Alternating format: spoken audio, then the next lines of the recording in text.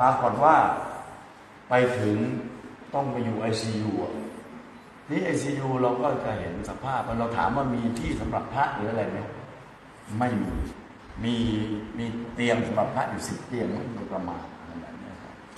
แล้วก็14 จังหวัดภาคใต้มี52เตียงกระจายอยู่ตามโรงพยาบาลต่างๆ5 เตียงบ้าง10 เตียงบ้างอะไรแบบนี้กระจายอยู่ก็แล้วก็มันรู้สึกอเนจอนาจใจไม่ใช่อเนจอนาจใจว่าท่านไม่รับการดูโรงพยาบาลเขาดูแลอย่างดีแต่เราเห็นสภาพที่พระสงฆ์ไปนอนบนกับชาวบ้านแล้วญาติโยมเนี่ยพ่อแม่เขาก็จะตายเหมือนกันวิกฤตเหมือนกันเขาก็รีบทำอะไรเขาต้องรีบมันทั้งหมดพระอะไรเดินชนเดินอะไรเขาก็ไม่ตั้งใจเขาก็ต้องดูแลพ่อแม่เขาครับจิตใจอยู่กับพ่อแม่เขาครับผมก็เห็นแล้วก็มีความรู้สึกบางอย่างแล้วท่านมรณภาพพอท่านมรณภาพก็เลย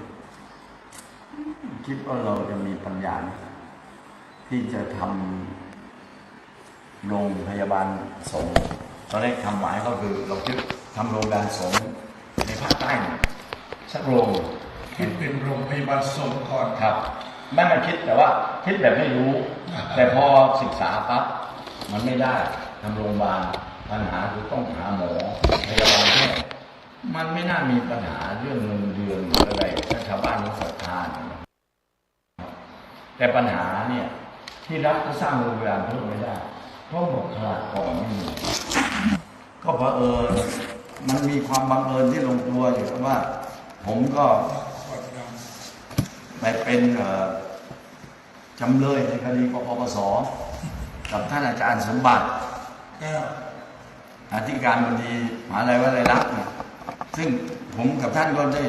มีความคุ้นเคยกันก่อนแล้วผมก็ถามอาจารย์สมบัติว่าที่วลัยลักษณ์เนี่ยถ้าทำตึกสงฆ์อาพาธได้ไหม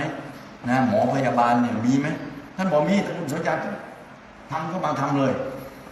ก็มาทำผมคิดว่าตอนแรกจะใช้เงินสัก50-60 ล้านสัก30 เตียงหรือ20 กว่าเตียงแต่ได้มาอยู่รวมเป็นที่พักสงฆ์ทำไปทำมาเนี่ยครับศรัทธาญาติโยมก็เพิ่มขึ้นความเห็นทางที่ปรึกษาก็เพิ่มขึ้นท้ายสุดก็ทำได้114 เตียงตอนนี้114นะครับก็เรียกว่าเสร็จแต่ละเฟสยากไหมเพราะว่าตั้งแต่วางศิลาฤกษ์ทำตึกอุปกรณ์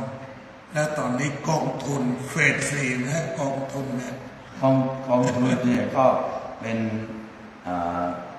เรียกว่างานสุดท้ายนะครับจะทำเนี่ยเพื่อที่จะไว้ดูแลว่าถ้าพระท่านขาดหรืออะไรเราก็จะทำแต่ก็มีความตั้งใจอยู่ว่านี่กราบเรียนกับญาติโยมเนี่ยว่าแต่ถ้าพระสงฆ์ที่อื่นป่วยกองทุนนี้ก็ควรไปช่วยได้จะสาธุมันไม่ใช่คิดเป็นมหาอภิมหาสังฆทานแต่แน่เพราะว่าที่โรงพยาบาลสงฆ์อยู่เนี่ยถ้าขาดแคลนอะไรแบบนี้ใช่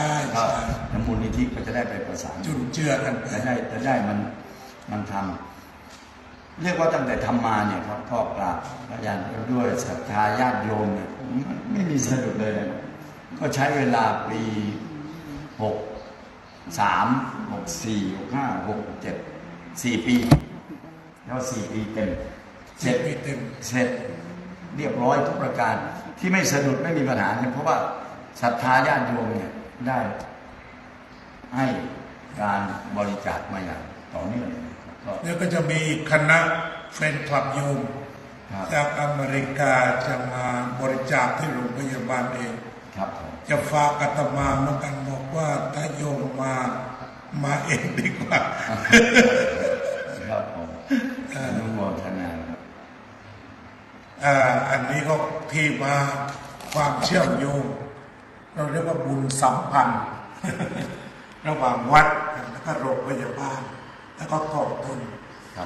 วันนี้อาตมาก็มีโอกาสนำกองทุน135,500 บาทนำมาเพิ่มส่วนตัว ก็อาจจะเข้าตำราชอบทำบุญใหญ่ๆแบบนี้ ความใหญ่ของบุญนี้มันอยู่ที่พระเจ้าตรัสว่าผู้ใดบำรุงตถาคตแต่บำรุงภิกษุไข่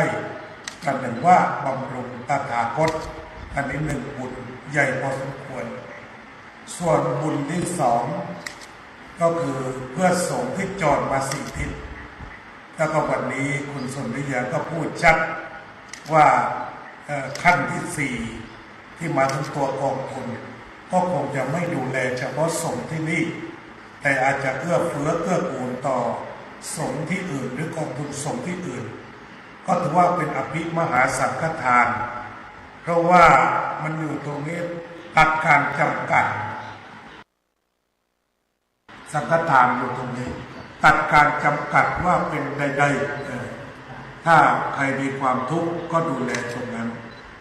เพราะฉะนั้นอาตมาก็มีโอกาสคิดถึงทุกครั้งเดินทางเข้ามาต้องมาที่สถานที่นี้แต่ถ้าญาติโยมก็ฝากกันมาทำบุญเที่ยวนี้ก็ได้มาถึงที่เรียบร้อยแล้วก็ขอถ่ายทอดสดให้ญาติโยมทางอเมริกาที่ฝากปัจจัยมาถึงเรียบร้อยทุกประการก็คงจะถือโอกาสนี้เราอำนวยอวยพรให้ท่านสาธุชนทั้งหลายได้มีความเจริญในธรรมทั้งปัจจุบันทั้งอนาคตให้มีความงอกงามในธรรมะรัตถาคตกิเลสลดใจสบายคลายร้อนรนให้พ้นทุกข์พ้นโศกพ้นโรคภัยกระทำการใดๆสำเร็จผลมีความสุขท่ามกลางญาติและฝูงชนไม่ยากจนมีทรัพย์พอก่อสุขอา